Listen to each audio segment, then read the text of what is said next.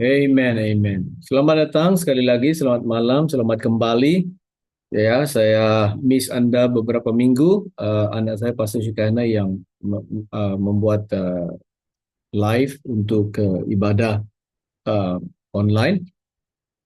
So, malam ini saya mau mendorong kita lewat firman Tuhan, saudara-saudara. Tapi sebelum itu, kita mau berdoa. Dan sebelum kita berdoa, saya dorong Anda untuk sharekan video ini di dalam Facebook Anda atau WhatsApp. Kirimkan ya, untuk menjangkau mereka yang memerlukan firman Tuhan dan memerlukan dorongan barangkali lewat firman Tuhan. Ya, silakan saudara-saudara untuk sharekan kepada teman-teman Anda. Puji Tuhan.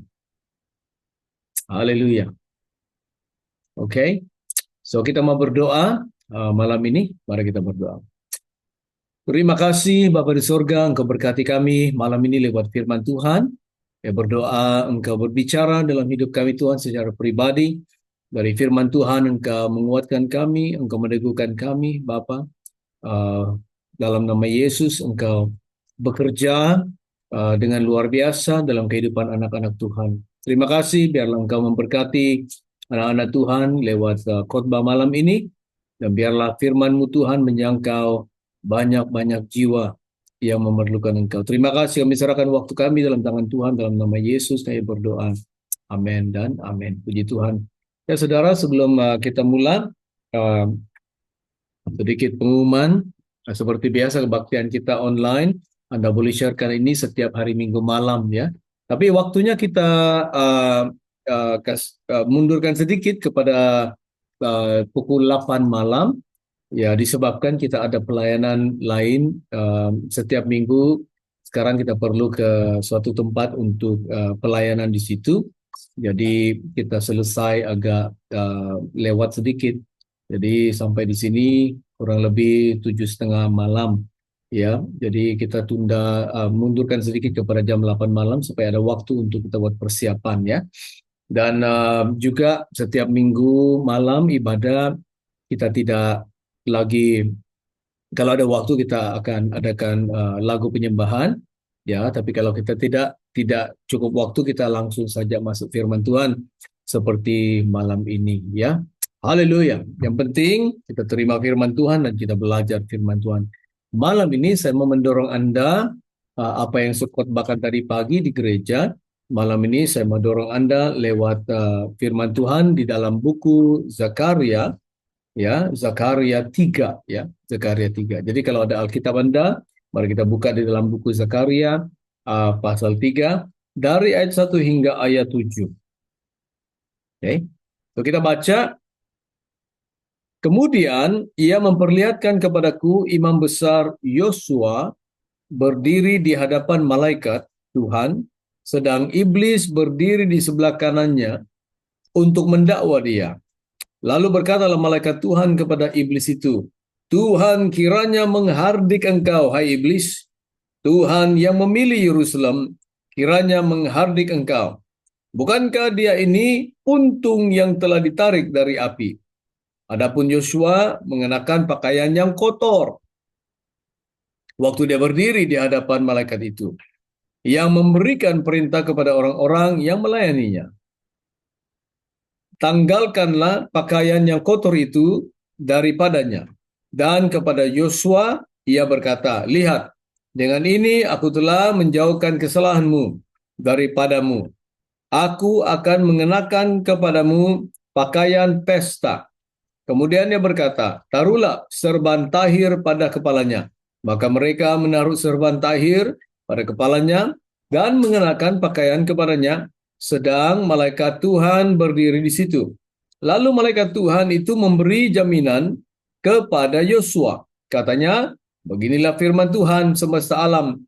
Apabila engkau hidup menurut jalan yang kutunjukkan dan melakukan tugas yang kuberikan kepadamu, maka engkau akan memerintah rumahku dan mengurus pelataranku, dan aku akan mengizinkan engkau masuk ke antara mereka yang berdiri melayani di sini. Jadi topik saya malam ini, saudara-saudara, adalah dipulihkan bagi rencana Tuhan. Pekerjaan Tuhan dalam hidup kita adalah untuk memulihkan kita. Ya, saya tahu dan saya percaya kita semua datang daripada berbagai latar belakang. Ya, dan kebanyakan latar belakang kita tak begitu nampak baiklah, ya. Latar belakang kita atau sejarah hidup kita tidaklah begitu cantik, saudara-saudara, karena kita semua melalui pengalaman hidup, ya. Dan di sini suatu gambaran sebenarnya kehidupan Kristen, ya, kehidupan kita dalam Tuhan. Nah, latar belakangnya ini kita panggil the post-exilic period, ataupun zaman atau waktu setelah orang Israel kembali daripada pembuangan dari Babylon. Ya, kita baca buku Yeremia, uh, Yehezekiel, mereka dibuang ke Babylon karena pemberontakan kepada Tuhan. Tuhan ya membuat mereka menjadi tawanan, dibuang ke Babylon, dan Tuhan perintahkan mereka di situ untuk berada di Babylon selama 70 tahun, 70 years.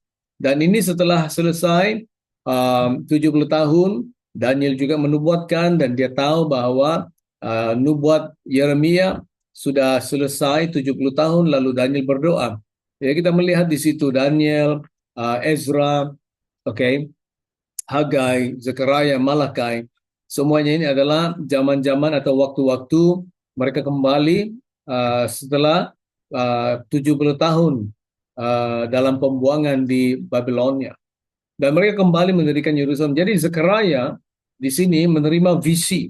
Ya, sekurang-kurangnya 8 visi Zekaria menerima dan di dalam satu malam. Ya, di dalam satu malam. Dan Tuhan memperlihatkan dia visi-visi ini. Dan di sini kita Tuhan memberikan dia visi, memperlihatkan dia visi tentang Yosua, imam Yosua, ya, imam besar, the high priest Joshua. Ini Yosua di sini menggambarkan orang Israel yang kembali ke Jerusalem setelah 70 tahun di dalam pembuangan, dan keadaan mereka, ya, dikatakan di sini Yosua berdiri di hadapan Tuhan, dan juga di ayat 1, ya, Yosua imam besar berdiri di hadapan malaikat Tuhan, dan iblis berdiri di sebelah kanannya untuk mendakwa dia.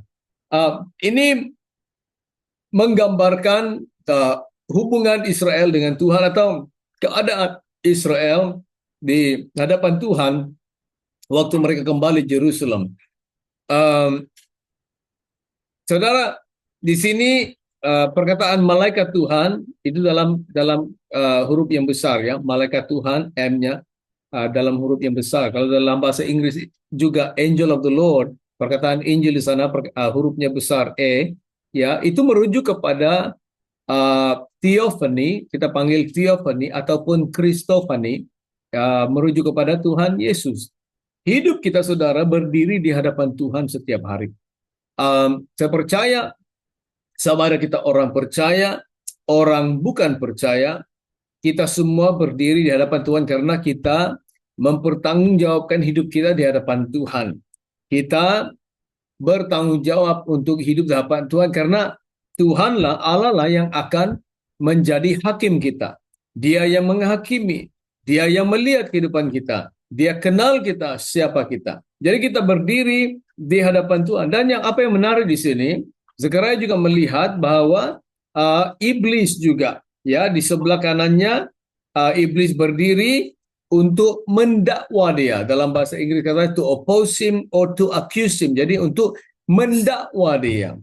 Dan di sini kita boleh mengerti dan melihat bahwa kita setiap hari berdiri di hadapan Tuhan dan kita berdiri di hadapan iblis. Ya, Tuhan memperhatikan kita, Tuhan memerhati hidup kita, dan iblis kerjanya adalah mendakwa kita. Dan kita akan lihat di sini apakah yang memberikan iblis kuasa dan hak untuk mendakwa kita, saudara-saudara. Dan kenapa dia berada di sini? Ini satu message yang penting dalam kehidupan kita sebagai orang Kristen, bagaimana kita boleh hidup di dalam suatu kehidupan kemenangan. Karena kerja Tuhan itu dalam hidup kita adalah untuk menyelamatkan, untuk memulihkan kita bagi rencana Dia. Setiap kita ada rencana Tuhan di dalam kehidupan kita. Saya percaya Tuhan merencanakan sesuatu dalam hidup kita. kita ada destiny, kita ada tugas, kita ada assignment dari Tuhan dalam kehidupan kita, saudara-saudara. Jadi, apa yang membuatkan iblis ini ada hak dan berkuasa untuk mendakwa kita? Sini dia mendakwa Yosua yang melambangkan orang Israel yang kembali ke Jerusalem. Iblis mendakwa mereka. Ya, kalau di sini menuduh mereka, mendakwa. Ya, lalu di ayat 2 katanya Tuhan menghardik iblis itu. Lalu berkatalah malaikat Tuhan kepada iblis itu, Tuhan kiranya menghardik engkau, hai iblis. Tuhan yang memilih Yerusalem. Ya, Yosua imam besar Yerusalem. Jadi dia merujuk kepada Yerusalem. Kiranya menghardik engkau. Bukankah dia ini puntung yang telah ditarik dari api, puntung yang telah ditarik daripada api, a brand, ya. Ya, sesuatu puntung yang ditarik daripada api supaya tidak akan terbakar hangus. Jadi dia seolah-olah dia sudah terbakar tapi diselamatkan, ditarik jadi tidak terbakar habis. Dan di ayat 3 memberikan kita jawaban kenapa iblis berdiri di sebelah kanan Yosua imam besar itu mendakwa dia. Ini sebab dia. Adapun Yosua mengenakan pakaian yang kotor waktu dia berdiri di hadapan malaikat itu. Nah itu, pakaian kotor itu melambangkan kehidupan dosa. Orang Israel memberontak di hadapan Tuhan dan dibuang selama 70 tahun di Babilonia, sekarang sudah kembali Yerusalem, tapi Tuhan mau mengadakan suatu perjanjian kepada mereka. Tuhan mau mengadakan Israel yang baru, yang dikuduskan, yang disucikan. Jadi kembali ke Yerusalem itu, kalau kita lihat ceritanya, mereka kembali Yerusalem selepas pembuangan itu, semuanya tentang pemulihan. Bait Tuhan didirikan kembali, tembok-tembok diperbaiki, didirikan kembali. Ya, kehidupan orang Israel di bawah Ezra, Nehemia, mereka mengadakan suatu perjanjian baru kepada Tuhan untuk hidup sebagai umat Tuhan. Jadi semuanya berbicara tentang pemulihan. Jadi Tuhan mau memulihkan mereka.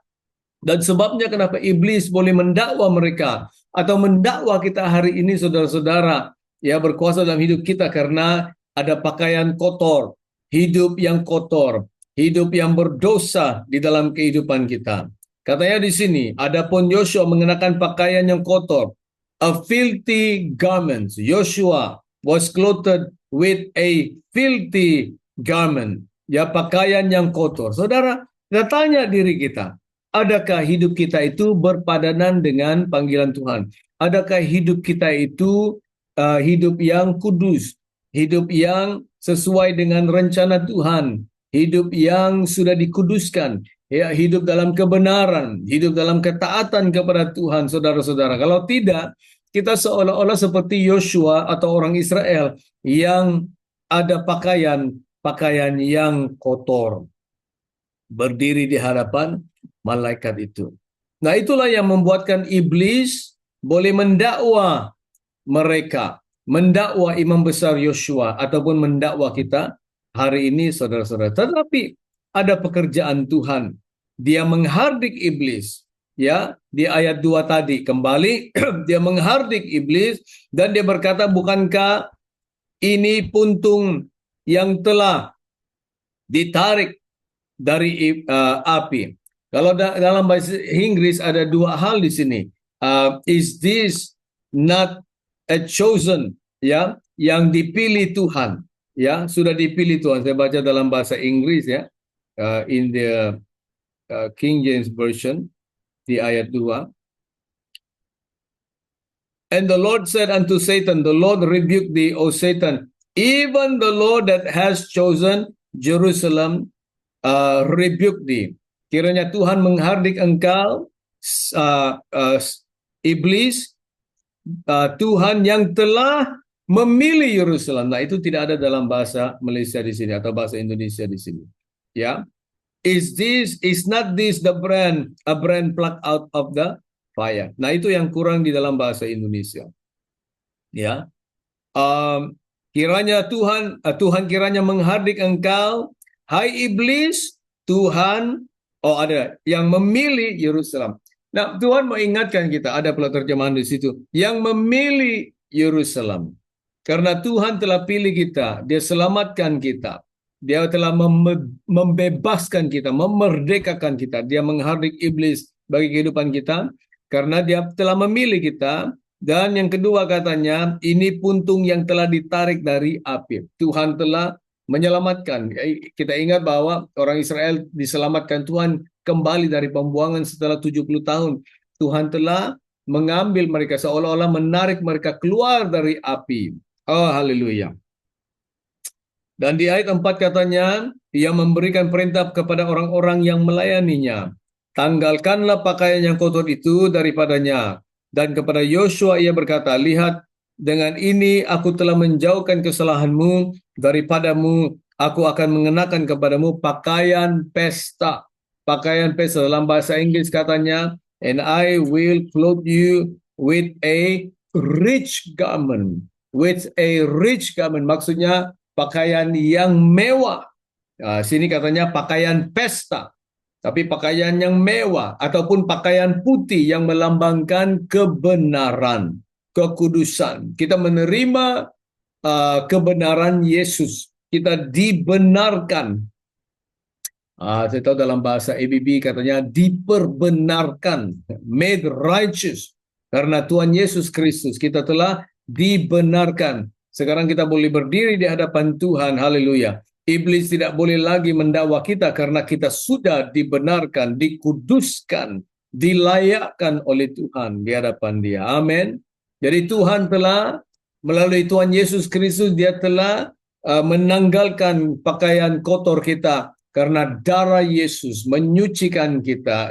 Haleluya. Dan sekarang Tuhan telah mengenakan kepada kita satu pakaian pesta atau pakaian putih ataupun pakaian mewah yang melambangkan kebenaran Yesus Kristus, kekudusan Tuhan Yesus Kristus. Ayat 5, kemudian Dia berkata, taruhlah serban. Oh, perkataan yang penting sini.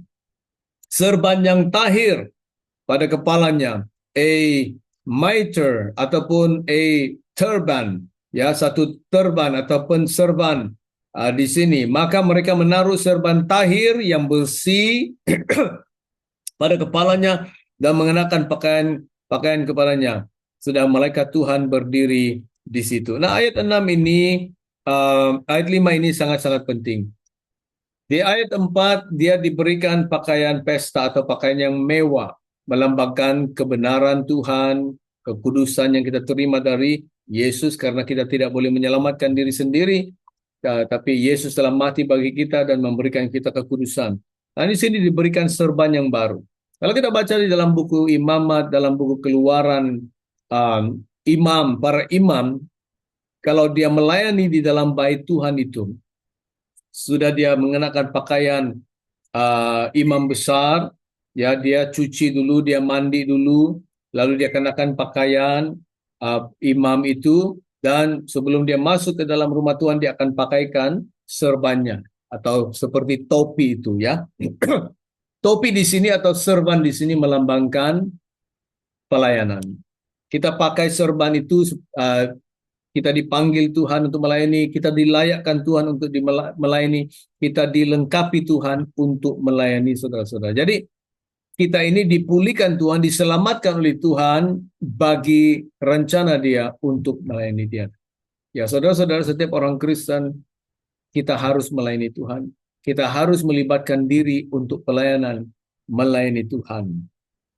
Jadi Tuhan itu selamatkan kita, Dia menarik kita daripada api, ya. Biar apapun latar belakang kita, kisah hidup kita, sejarah hidup kita, sekarang kita sudah dibenarkan.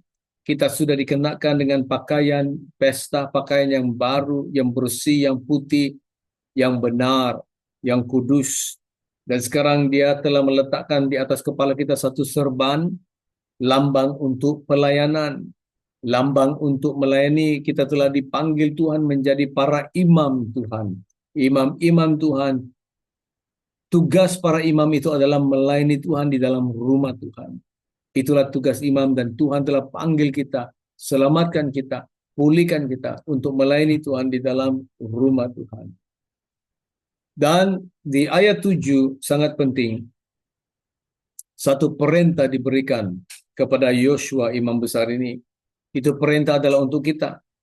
Kita sudah diselamatkan, kita sudah ditebus, kita sudah dibenarkan, sekarang kita sudah dimahkotakan dengan serban untuk melayani Tuhan. Ayat 7 adalah kunci bagaimana kita tetap tinggal di dalam pelayanan Tuhan. Kuncinya, ayat 7. Beginilah firman Tuhan, semesta alam. Apabila engkau hidup menurut jalan yang kutunjukkan. Kita harus hidup menurut jalan yang ditunjukkan Tuhan dalam hidup kita. Maksudnya hidup kita adalah inilah jalan kita sekarang. Kita tidak lagi hidup dengan talam dua muka. Kita tidak lagi hidup dengan dua standar kehidupan. Terang, gelap, ya, benar, salah, ya, najis, tahir. Tidak lagi. Tapi kita pilih jalan Tuhan yang Dia telah tunjukkan. Yang kedua, dan melakukan tugas yang kuberikan kepadamu. To keep, to walk in my ways and to keep my commands. Melakukan kehendak Tuhan, melakukan perintah Tuhan. Tugas-tugas yang Dia berikan kepada kita. Itu caranya bagaimana kita hidup tinggal di dalam rencana Tuhan. Maka katanya, engkau akan memerintah rumahku dan mengurus pelataranku. Jadi, kalau kita ikut jalan Tuhan yang ditunjukkan, pegang perintah Tuhan, melakukan perintah Tuhan, kita ada hak, kita diberikan kuasa, wibawa untuk melayani di dalam rumah Tuhan. Dan bukan itu saja, katanya, aku akan mengizinkan engkau masuk ke antara mereka yang berdiri melayani di sini. Dalam bahasa Inggris, and I will give you places to walk with these who are standing before me. Maksudnya kita akan berjalan di tahap yang tinggi, berjalan di dalam next level. Itu cara dia, saudara-saudara.